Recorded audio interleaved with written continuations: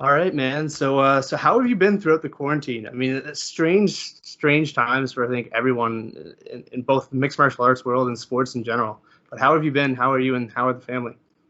Strange times is right. Yeah. We're good. We're thriving. We're making the most out of it. You could go one, you could do one of two things, right? Go one way or the other. You can use this to relax and get a little lazy and put on some pounds, or you could use it as an opportunity to get better, become more productive. So that's what we're doing. We're working really hard. We're trying to be creative with sponsorship, marketing. Some regional MMA starting to open up now, and we're excited about some fights that are going on. We're working on the mental health and the physical health of ourselves and our fighters too. So we're using this in the most productive, best way possible. I mean, I kind of did a little bit of both. I put on pounds and I ended up starting something that I really enjoy. So I mean, like you said, I mean, it's good that you used it as a positive, and I think a lot of people are spending it to reconnect with their families and whatnot, especially fighters who are traveling abroad or training nonstop.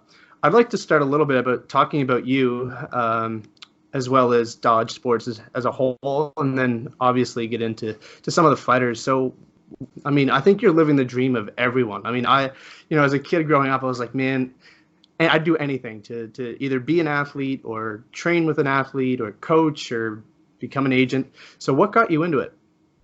Well, I'll tell you what, that's the right mentality. That's the mentality that got me into it. When I was a kid, this is an industry, this is a field that just came to me, truthfully. As a kid, I always had a knack for sports, but sports in a different way. I grew up playing those GM games instead of actually playing the Maddens and the FIFAs and the 2Ks. I cared more about putting the pieces together behind the scenes and getting wins and getting W's. So that's ingrained in me. I have a massive passion, just like you do, for the sport of mixed martial arts. But my journey started as I was an NFL agent at 18. I got into that game early. As soon as I could, I got into the game, represented a couple guys in the NFL space. Kicked about doing that, had some fun doing that. But at that time, there was an opportunity. That was when the UFC signed the Fox deal, and UFC was becoming a little bit more mainstream. There was a little bit more opportunity there. And a couple of the guys that I'd worked with on the NFL side of things did a little rolling, did a little jiu-jitsu, and got me into MMA. And from there, transitioned from the NFL game into MMA, worked with a ton of really, really high-level sports agencies in mixed martial arts, even work with, Johnny Hendricks back when he was fighting GSP, and working some of the original sponsorship deals. And just a couple years back, started Dodge Sports, figured it was time. Yeah, I love that. I was watching one of your interviews and I was listening to one of your podcasts, and one of the things you said is there was a little lie in there to get your foot in the door. Do you want to touch on that? Yeah, I think, fabrication of the truth slightly. Tell you what, in the industry like this, if anyone is trying to get into, mixed martial arts management or really sports management in general, it's probably one of the most cutthroat markets and industries there is, period. There really aren't a lot of industries or excuse me, a lot of companies that make a whole lot of money. And it's really, really just tough to get into because everyone wants to get into it, like you said.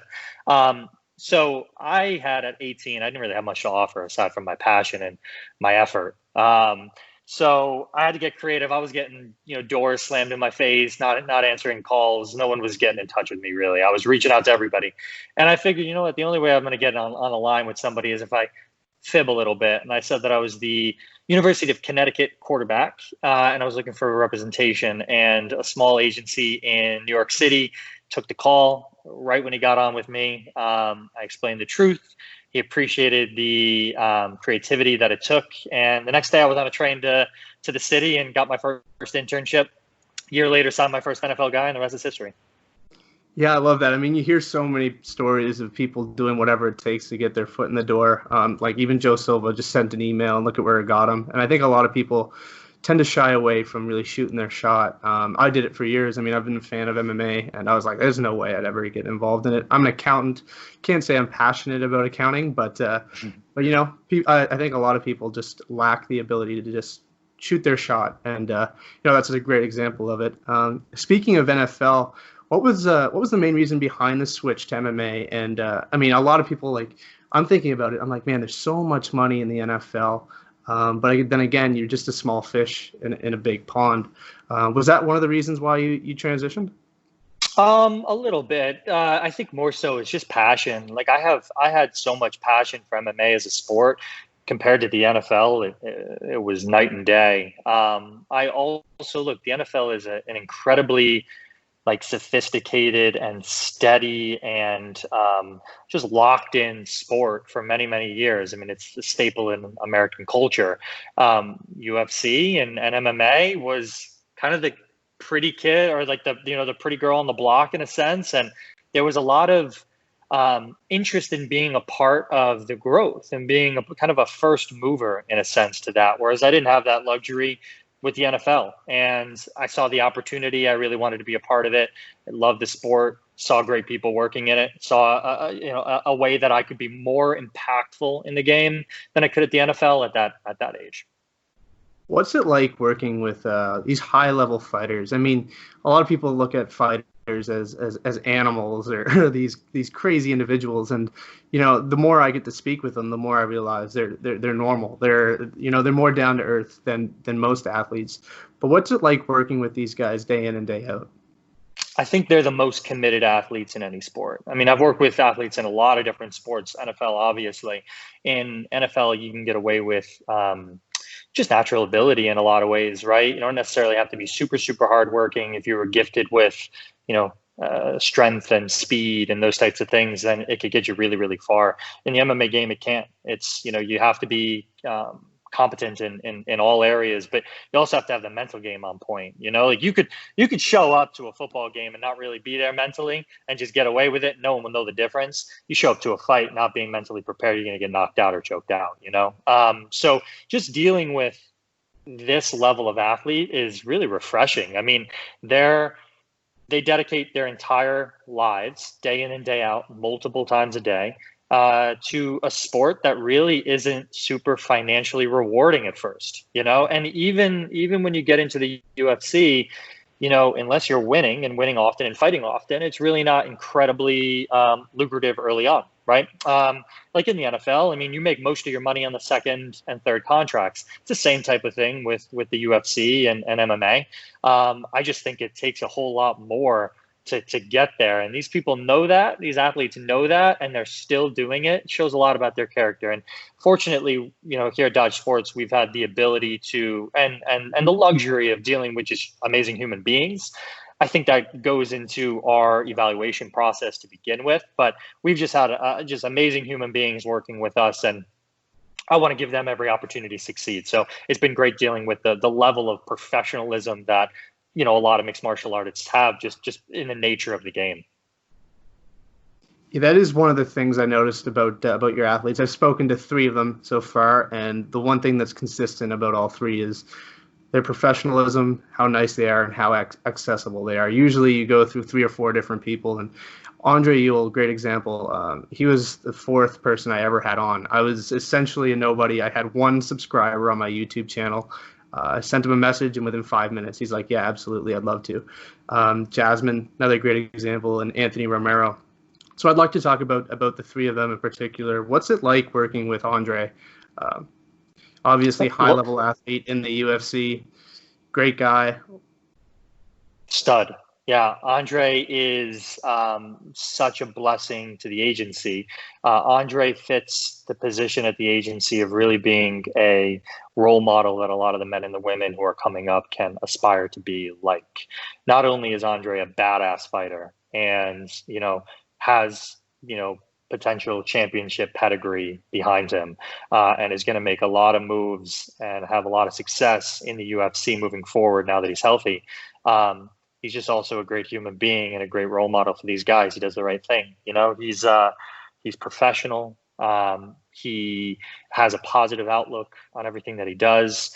He says yes more than he says no, right? He trusts the process, which is great, and he's always accessible, just like he's accessible to you. He's accessible to, the men and women who are 2-0 or 3-0 on the Dodge Sports roster who, aspire to be like an Andre Ewell. So he's, he and I have a special relationship. He was one of my first real clients when I started Dodge Sports, obviously having tremendous amount of success, and it's a bright future ahead for him.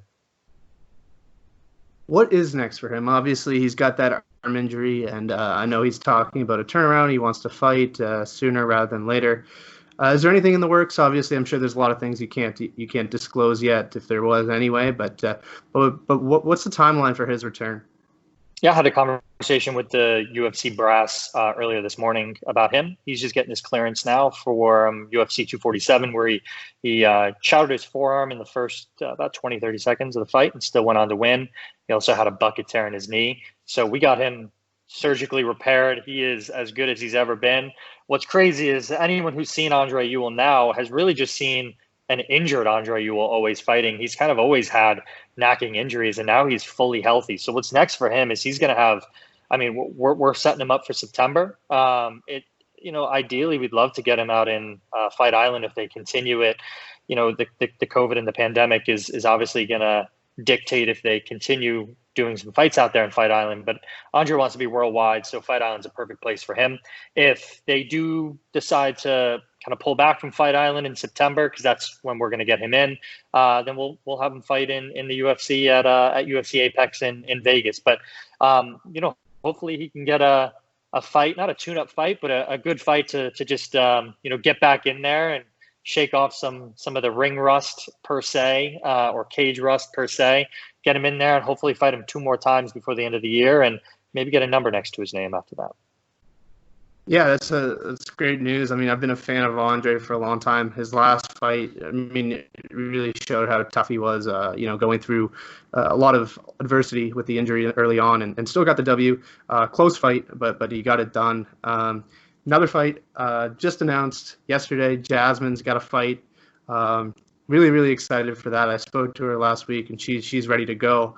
So what's that? What's next for her, and what's the timeline, I guess, that we can see her? Obviously, I'm sure there's a lot of things you can't announce yet, but I'm sure she's excited.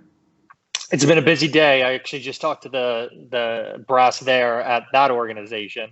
They're going to be announcing it this week. Here, what we do is we always respect the process, right? And a lot of the organizations, there's benefit in them announcing these types of things first. So we always respect that. I'll tell you what, she's got a huge fight, probably the biggest fight of her career coming up against a very formidable opponent. And it's going to be in August, so it's going to be soon. You guys will be able to see it on a pretty major, probably a pretty major network, and just watch for social media in the next couple of days. It'll be announced soon, but she's excited. What's really nice about Jasmine, I think you talked about it on the last podcast you did with her, is Jasmine has the ability to fight at 2 weight classes and be super, super successful. So this next fight is actually going to be at 115, dropping down from 125. Which just lends itself really, really well to the next level, right, into the UFC. Because if you have the ability to fight both of those, you can take short notice opportunities at 125 or full camps at 115 and feel confident in your ability in both of those. Not many people, men or women, have the ability to do that, and she does. So we're excited about that. And she's, a lot of people don't know this, but I mean, she's undefeated, 4-0. Within 8 months. Like it's crazy to think that someone's got 4-0 on the doorstep of potentially a big organization, and she's really only fought as a pro for such a short period of time. I can't say we're surprised, because we're not. We've got a big.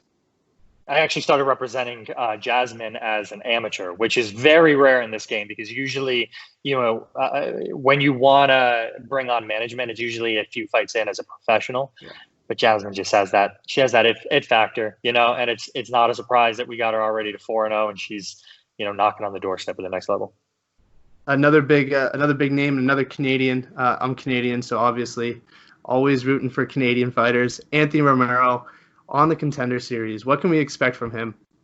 Well, first of all, I'm glad that we can get Canada back on the MMA map, because I think that it's been underrepresented for way too long, and there are far too many quality fighters in Canada. So Anthony is hopefully going to bring that Canadian flag into the Contender Series and really make a huge mark at the next level. His fight is it's August 25th. It's going to be at Apex. He's worked his entire life for this type of opportunity. I think he's primed, ready, and he does things the right way, just like Andre Ewell does. Great representation of our brand at Dodge Sports, and a great representation, in my opinion, of Canadian mixed martial arts at the next level. Do things right, stay positive, work really, really hard. We had the pleasure of having him down in Miami, and the guy's work ethic is unmatched in the game. So look for 8-0. Hopefully we can get a nice finish and get that contract. So I'd like to talk a little bit about the. I mean, obviously you see a lot of professionalism from the three people that we just spoke on. Those are the three people I've interviewed. So, I mean, there's a variety of others as well. Sam Guardiola is also there as well. But there's several other fighters that have been signed, but those are the three that I really know. But one of the things I noticed, especially in MMA, is negative attention is almost good attention. You see it from guys like Colby Covington, Conor McGregor, most recently Mike Perry with what he did. How do you keep your fighters in line and just saying, you know what, do it the right way? Because being negative almost gets you the attention from these organizations. So why not just do that? To be honest, it's like you don't invite the rotten apples into your crop, right? In a sense. So what for us, it comes down to our evaluation process when we bring on fighters. We're super strict. And when I say we, I've got a great team here at Dodge Sports. Joey Torres has been killing it. He's signed a couple guys under the roster already and a lot of sponsorships. It does a lot of great things for us. So we evaluate talent. And to be honest with you, if somebody sticks out like that and has that type of mentality and is negative in that sense, we just don't even entertain. We don't have the conversation, So we bring in a quality human being and a quality individual to avoid those types of things. Look, there are many ways to get from point A to point B, right? We just choose to go a different route. We choose to go our way, right? And I don't think that there is one perfect way to do things, but we prefer ours, and we've got a track record of success, and we're going to stick to it. So to answer your question, I think it just starts early on. We just don't invite that type of energy or that type of mentality into what we're putting out there. And, you see what you see. So you said you like to get it early on. Is that one of the reasons why a lot of the people on your roster are prospects or up and comers? You look at guys like John Jones, who right now, if you were to try to manage him, it's almost like he's almost too far gone. He's got so much success at such a young age. Do you think it's better to speak to these people at a young age and try to manage them and grow together rather than trying to attack them and become their managers later on in their careers? Yeah, look, we're not in this game for money. I mean, I say this all the time. I would do this for free 100 times out of 100 times. We want to make an impact in men and women's lives. We want to give people the opportunity to be successful. And we want to grow this brand to be much more than just the mixed martial arts and UFC, agency. We've got aspirations to do a lot of different things. And, I think what's important is the relationships. And if you can build those relationships with business and personal and, grow those types of things, then you've got a wonderful brand. So for us, the reason you see a lot of like blue chip prospects, people who are outside of major organizations for now, is simply because we're trying to make an impact and we see the potential a whole lot sooner than a lot of other people see the potential. We watch a ton of film. I can watch, a few minutes of tape and tell you if someone has that factor, or if someone shows something that we really can't fix, and we'll avoid. So yeah, we're in this game for the different reasons than what a lot of the other agencies are in it for, and I think it shows. So. All right, man. Thank you very much for taking the time. I've been a fan of a lot of your fighters. I've spoken to them before, and I wanted to speak to the guy that's really helped them along their way. I think it's nice, and it's definitely. I've never spoken to an agent before on this podcast, so it's nice to see things from a different perspective as well. So I really appreciate you taking the time. You got it. Appreciate it, Sergio. Thanks again. All right, man. All the best.